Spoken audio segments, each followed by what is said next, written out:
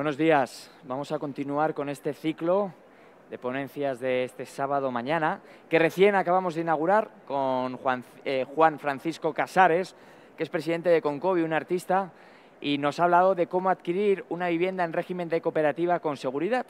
Ahora vamos a continuar con Jorge Sáez, él es notario en representación del Colegio Notarial de Madrid, y nos va a hablar de cómo ayudar a los hijos a comprar una vivienda, avales, préstamos, donaciones.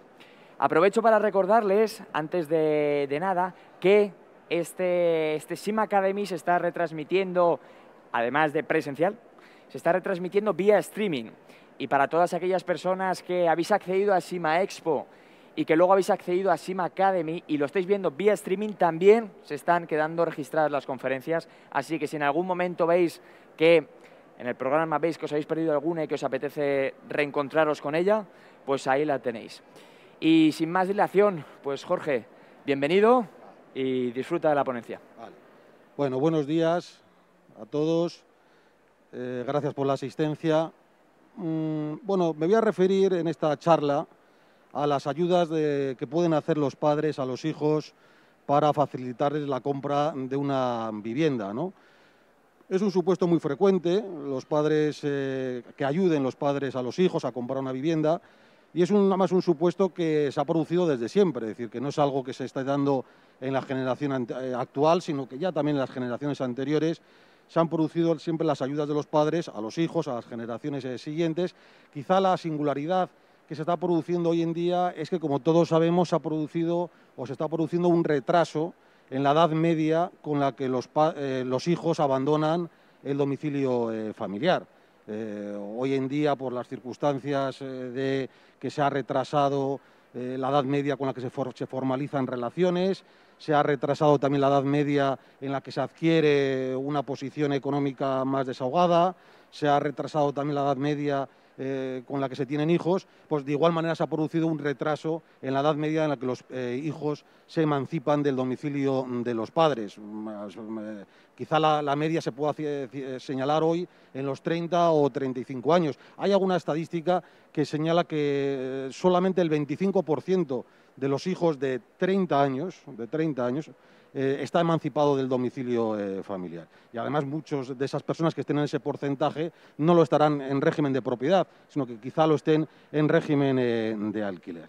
No obstante, el acceso a la vivienda por parte de los hijos se realice en régimen de propiedad o en régimen de alquiler no es algo que vaya ligado necesariamente a las posibilidades económicas del hijo, sino que también muchas veces simplemente detrás de se encuentra la opción que puede hacer el hijo, porque hoy en día hay muchas personas que tienen posibilidades económicas para acceder a una vivienda en régimen de propiedad, por las circunstancias que fueren, desean o deciden acceder en régimen de alquiler. Pero, como decía, desde siempre se han producido las ayudas de los padres a los hijos para acceder a una vivienda. Y claro, también aquí habría que hacer una primera distinción. Aquí estamos en una feria inmobiliaria y nos estamos quizá refiriendo a cuando la ayuda de los padres a los hijos se realiza para que los hijos compren una vivienda. Pero también es cierto que la ayuda de los padres a los hijos se puede realizar no para que compren una vivienda, sino que les pueden ayudar a que los hijos disfruten de una vivienda, pero no sin que los hijos hayan realizado la compra de la misma.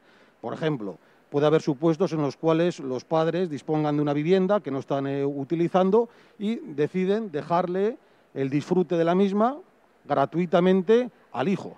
En ese caso, el hijo estaría disfrutando de una vivienda, pero sin acceder a la propiedad de la misma. La propiedad la estarían manteniendo los padres y el hijo solamente tendría una posesión, que a veces se llama posesión a título de precario, porque es una posesión gratuita en la que no paga nada a los padres. A lo más, en algunos casos, puede ser que el hijo asuma el pago de los suministros, pero tampoco ni siquiera necesariamente.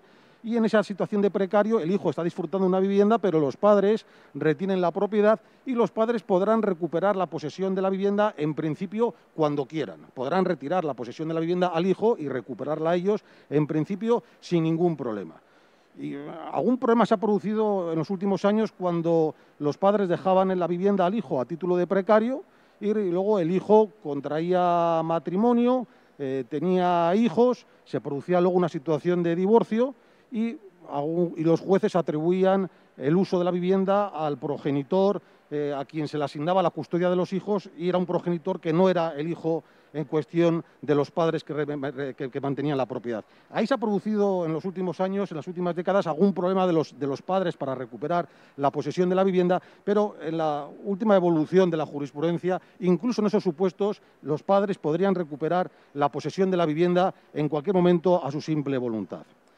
También podría darse el caso de que los padres quieran ayudar al hijo a que el hijo acceda a una vivienda, pero no que el hijo compre una vivienda a un tercero, sino que simplemente los padres, una vivienda que tienen, se la donen directamente al hijo. En ese caso, el hijo adquiriría ya una propiedad de la vivienda, pero no porque la haya comprado, sino porque los padres se la han donado. En este caso, ya los padres directamente le están solucionando al hijo el problema de la vivienda porque se la donan. Requerirá que se acuda a un notario y el otorgamiento de una escritura pública de donación por parte de los padres y el hijo, aceptando la donación y pagándose los impuestos correspondientes. Pero voy a dejar al margen estos supuestos y me voy a referir, dentro de esta feria inmobiliaria, al supuesto un poco que más nos cita o nos concita en estos momentos, que es que la ayuda de los padres se haga para que el hijo compre una vivienda.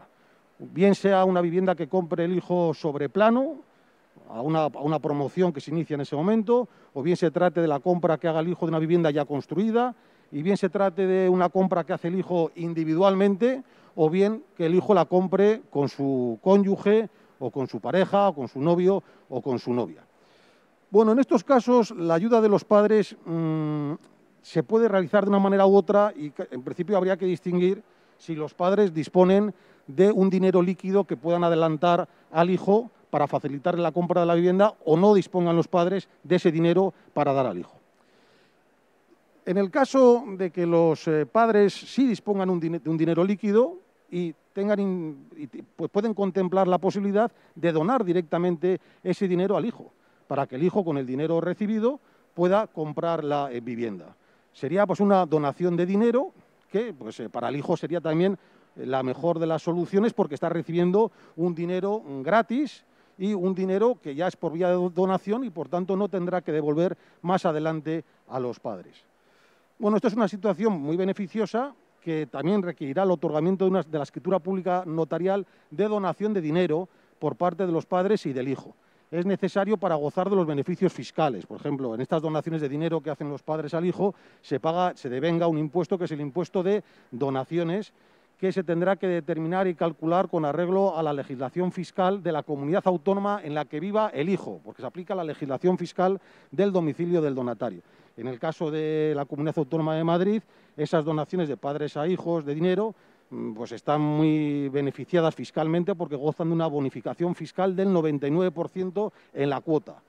Incluso puede llegar a una no bonificación, sino reducción en la base imponible del 100%, es decir, que se puede llegar incluso a no pagar nada por la donación si la cuantía de la donación no supera un determinado montante, los 250.000 euros, y el hijo lo destina ese dinero a adquirir una vivienda habitual en el plazo de un año. Por tanto, las donaciones de dinero de los padres al hijo están muy beneficiadas fiscalmente y sí, como digo, requerirá el otorgamiento de la escritura pública notarial, que también será el momento adecuado para que los padres, al hacer esa donación, determinen una cosa que suele ser importante en muchos casos.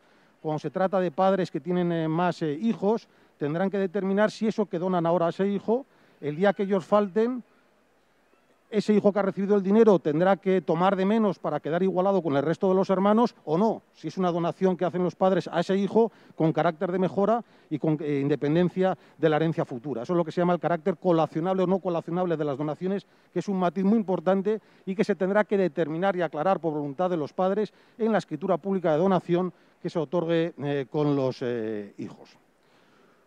Bueno, otra forma que pueden utilizar los padres para ayudar a los hijos cuando los padres disponen de un dinero es el de ellos prestar dinero al hijo.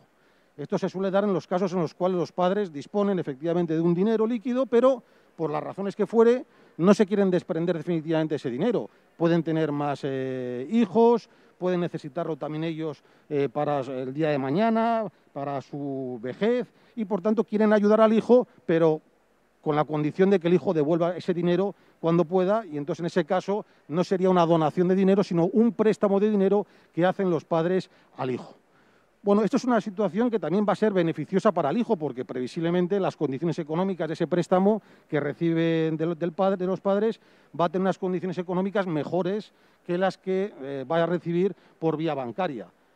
Se puede documentar también ante notario y ahí se pueden determinar si va a haber tipo de interés o no va a haber tipo de interés, si el hijo va a devolverse préstamo a los padres mediante cuotas mensuales o cuotas trimestrales o semestrales, con la flexibilidad, con la mayor de las flexibilidades en beneficio del hijo.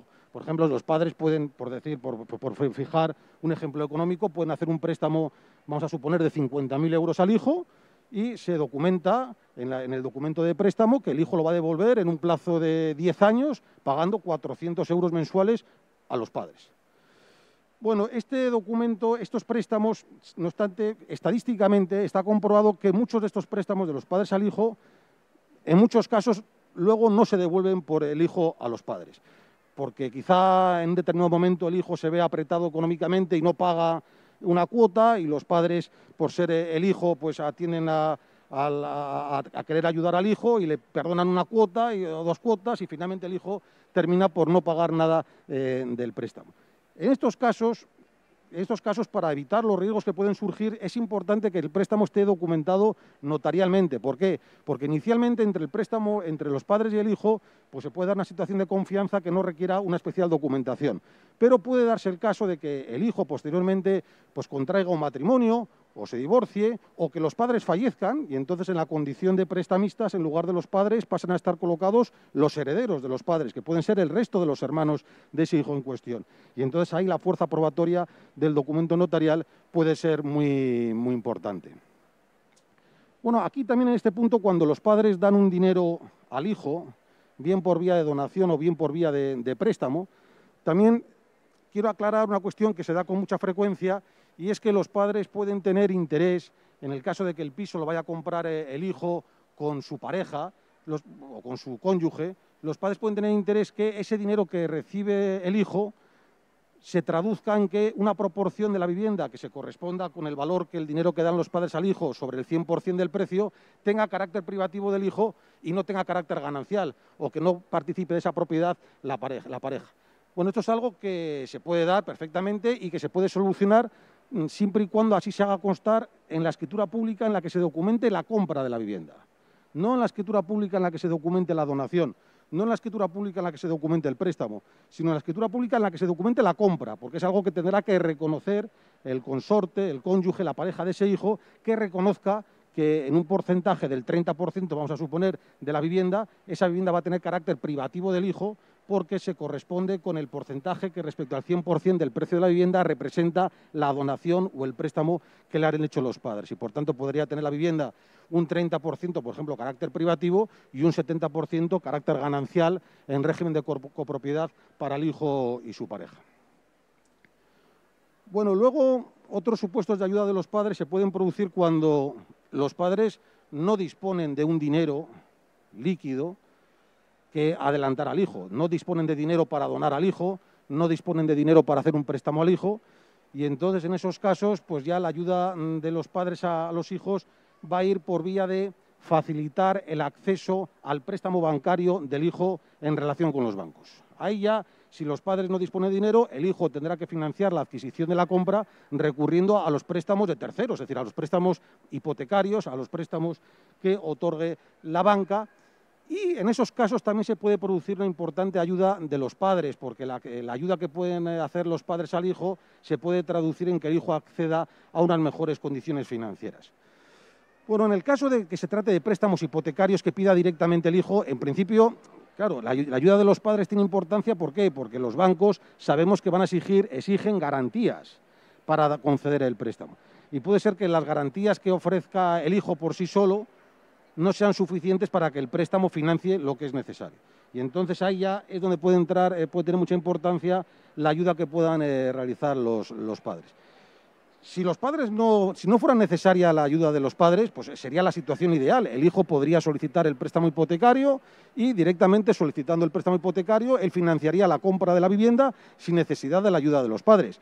Claro, para eso se requerirá que el hijo tenga un porcentaje de dinero ahorrado, porque sabemos que los bancos en general puede ser que financien el 80% del precio de la vivienda, pero no el 100%, y por tanto habrá un 20% que el hijo tendrá que tener ahorrado ya antes de trabajar, o puede ser que ese 20% el hijo lo obtenga de donaciones de los padres y sea respecto al 80% restante respecto al cual acuda al mercado hipotecario.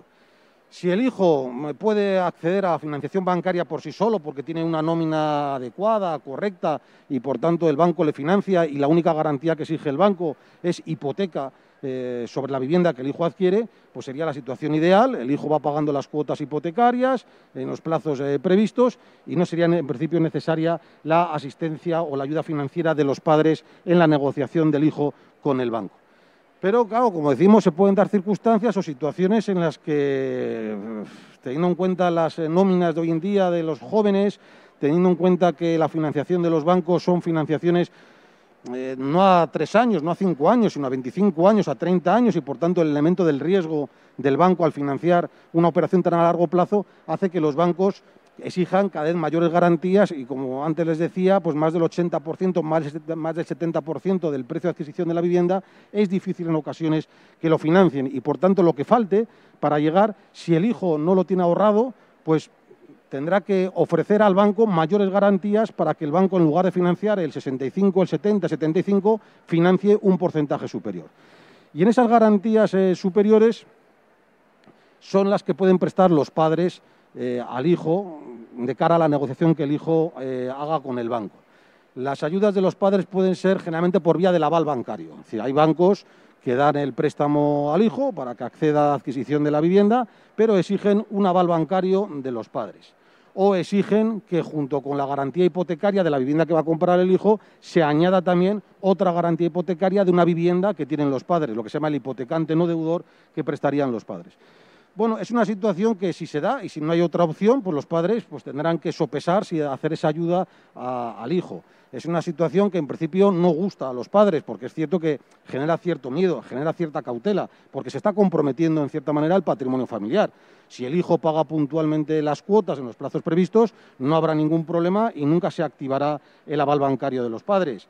Pero todos sabemos que si en algún momento de esos 30 años, de esos 25 años, de esos 20 años, el hijo tuviera dificultades para pagar alguna cuota, si se produce el impago de determinadas cuotas, pues ahí no tienen que tener ninguna duda de que el banco exigirá el aval bancario contra los padres y, por tanto, se puede llegar a comprometer el patrimonio familiar, bien todo el patrimonio familiar, porque en el caso del aval, en principio se está comprometiendo todo el patrimonio familiar porque los padres responderían de esa deuda de igual manera que el deudor principal, con todos sus bienes presentes y futuros, o al menos, en lugar del aval bancario, ahí se comprometería todo el patrimonio familiar, o en el caso de que el banco se haya contentado con únicamente la hipoteca de una determinada propiedad de los padres, pues en ese caso esa concreta propiedad es la que estaría en riesgo.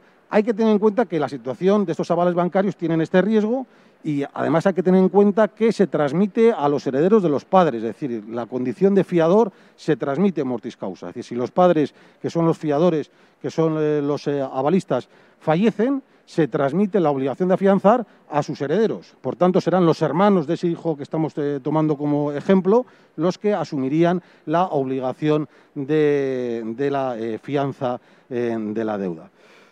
Puede ser interesante que cuando se documente ante notario préstamo hipotecario o con anterioridad, los padres que están obligados a prestar el aval bancario, sería interesante que intentaran negociar con el banco el que el aval bancario que ellos presten queda automáticamente extinguido en el momento en el que el hijo haya amortizado ya un determinado porcentaje del préstamo. Por ejemplo, que en el caso de que ya se haya amortizado un 15, un 20, un 25 o un 30% del préstamo, sin necesidad de mayores formalidades, el aval bancario de los padres se extinga. Esta posibilidad, negociar esto con el banco puede ser, primero, algo que se puede conseguir en la práctica, porque al fin y al cabo, si lo que ha llevado al banco a exigir el aval bancario de los padres era, en su política de riesgos, un determinado porcentaje, una vez pagado ese porcentaje, puede ser que ya el banco no necesite el aval de los padres, y es muy satisfactorio para los padres porque en lugar de estar en cierta manera un poco atemorizados con el aval prestado durante los próximos 30 años, saben que a los 3, 4 o 5 años del préstamo, cuando ya el hijo haya amortizado ese porcentaje, quedaría extinguida su deuda. Y bueno, antes de entrar si me quieren hacer alguna pregunta, también decir que acumulativamente se pueden acumular otras ayudas, es decir, que un hijo que quiera adquirir una vivienda, un determinado porcentaje lo puede tener por ayudas que le den los padres, por ejemplo, vía donación, otro porcentaje podría tener el hijo por vía del préstamo, y el resto del porcentaje acudir al préstamo hipotecario, o incluso también puede ser, no hay que olvidar, el régimen normativo que existe de ayudas directas que hace el Estado a los jóvenes para adquirir una vivienda. El actual plan de la vivienda es del año 2018 y contempla hasta el año 2022. Es un plan de ayudas directas que hace el Estado a los jóvenes para adquirir una vivienda, se gestiona por las comunidades autónomas, puede llegar a los 10.000 euros con el límite del porcentaje del 20%, y allá pueden acceder jóvenes, personas que quieran comprar una vivienda y que tengan unos ingresos en nómina que no superen un determinado porcentaje que viene establecido, que se llama el IPREN, 3 veces, que vendría a ser unos 1.600 euros. No obstante, es cierto que lo del régimen de las ayudas del Estado tiene a veces la limitación de que se establece que el valor total de la vivienda para la cual se da la ayuda no debe superar un determinado importe, que actualmente son los 100.000 euros. Y eso hace que muchas veces este régimen de ayudas directas del Estado a los jóvenes para adquirir una vivienda solamente se pueda utilizar cuando se adquieren viviendas en determinadas localidades. Bueno, pues estas son un poco las líneas generales que os he querido transmitir, sin perjuicio de que ahora me puedan formular las preguntas que consideren. Muy bien, muchísimas gracias, Jorge. No hay perjuicio alguno.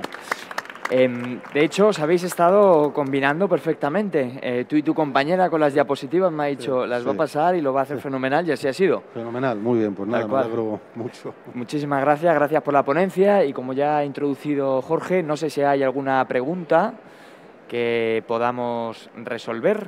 Ahí hay una, va a ir la compañera Paulina. El caso es que nada más ella puede tocar el micro, ¿vale? Y ella lo va a desinfectar después y lo va a llevar a la siguiente persona.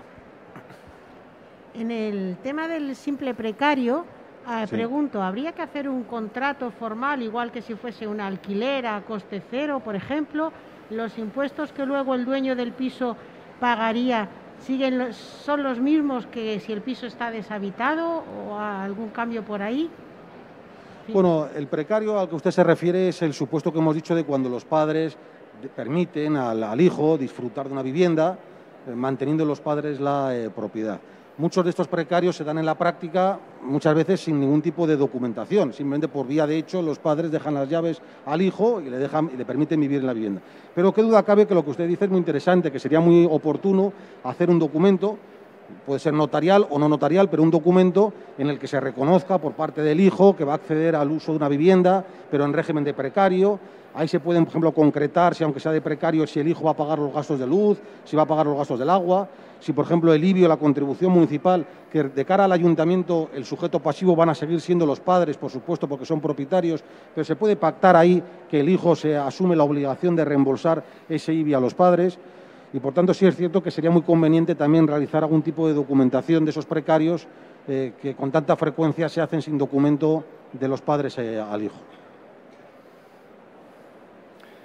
Fenomenal. Allí tenemos otra pregunta. Hola.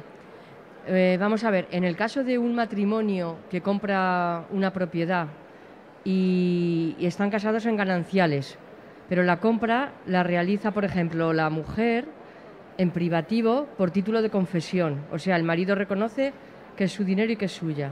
Fallece el marido, van a vender la vivienda o la van a heredar. No, van a vender. O la mujer quiere venderla o donarla. Sí. Los hijos tienen que reconocer que esa vivienda era privativa de la madre a pesar de que lo ponga en la escritura. Bueno, pues efectivamente así es. Eso que cuenta usted es un caso muy concreto que entiendo que es algo que ha sucedido, ¿no? Porque lo está contando, además, es una cosa bastante técnica y efectivamente así viene en el Código Civil, en el reglamento hipotecario, viene exactamente el supuesto que dice usted, que cuando tiene lugar la confesión de privatividad de un consorte en favor del otro, aunque en la escritura venga ya con carácter privativo, cuando fallezca el cónyuge que realizó la confesión, el cónyuge favorecido por la confesión, si quiere venderla, para la primera venta necesita que los hijos, los herederos forzosos del cónyuge que realizó la confesión, reconozcan que esa confesión que hizo el padre, de que era privativo, era cierta. Y es así, viene en el régimen normativo y usted está contando un caso muy concreto. ¿Y entonces qué sentido tiene cuando compran en ganancial, es decir, que es privativo de mi mujer por confesión, si luego ella no puede disponer libremente en el caso de fallecimiento o si la quisiera vender? Bueno, efectivamente, en la confesión de privatividad no se logran muchas cosas, porque mientras no fallezca el cónyuge que realiza la confesión, mientras no fallezca el cónyuge que realizó la confesión, el bien inmueble funciona con carácter privativo a todos los efectos. Pero una vez que tenga lugar ese fallecimiento, se produce esa restricción. Claro, que tiene que tener en cuenta usted que el privativo por confesión, el bien privativo por confesión, tiene ese régimen normativo, no es privativo 100% a todos los efectos como si fuera un bien heredado, sino que es un privativo, vamos a llamarlo light, con ese régimen un poco intermedio, que para esa venta que realice el cónyuge cuando haya quedado viuda necesita el consentimiento de los hijos.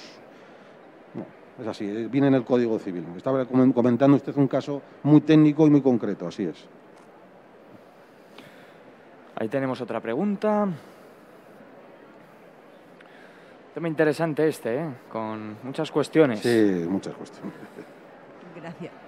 ¿Se me oye? Hola, una preguntita.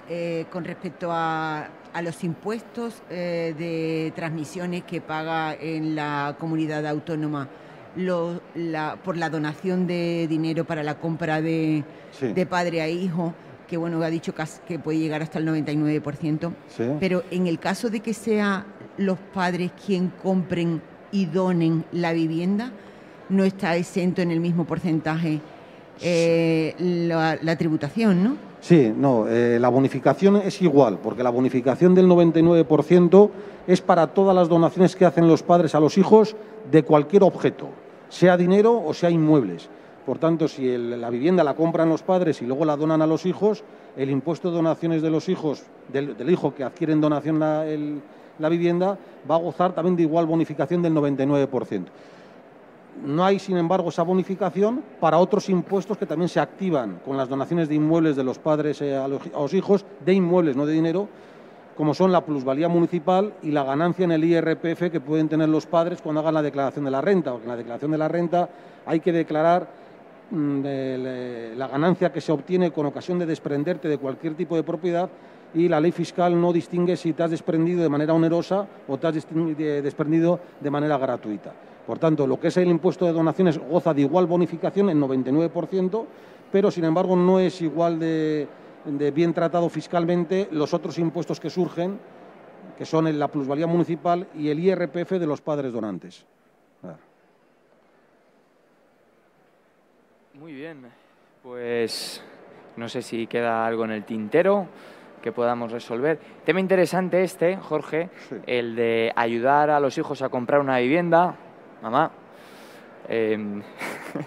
Así que nada, si no hay más preguntas, vamos a dar por finalizada la ponencia.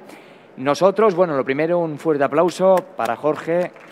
Muchas gracias a todos por su asistencia. Por la ponencia y por luego resolver las dudas que ha ido habiendo. Y nosotros vamos a volver a la 1:30, dentro de media horita, con la tasación y la certificación energética, claves para una compraventa segura, con José Luis Lois, de Empresas y Particulares Sociedad de Tasaciones. Muchísimas gracias y hasta entonces.